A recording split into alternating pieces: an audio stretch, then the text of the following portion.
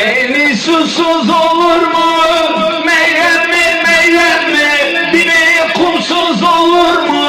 Ez kurbana meyrem mi?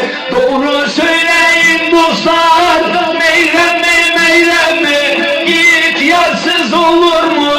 Ez hayrana meyrem mi? Ne meyrem mi, meyrem mi? Ez kurbana beçem mi? Cani hayrana çavi. Şavreşi meyrem mi? Ne meyrem mi, meyrem mi? Ez kurbana beçem mi? Cani hayrana çavi. Şavreşi meyrem mi?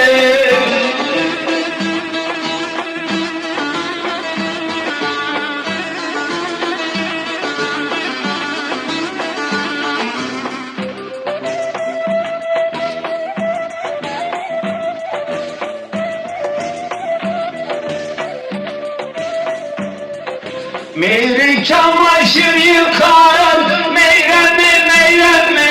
Hem yıkar hem de bakar, ez kurbana meyrem mi? Meyrikin altın dişi, meyrem mi, meyrem mi? Yakar gönlüm yakar, ez kurbana beçem mi? Ne meyrem mi, meyrem mi?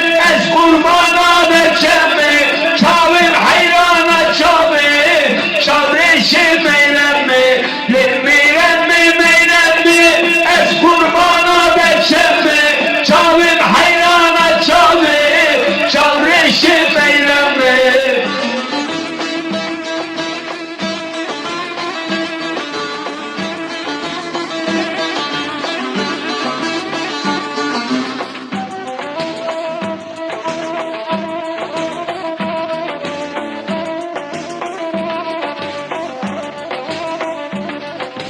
Denize dal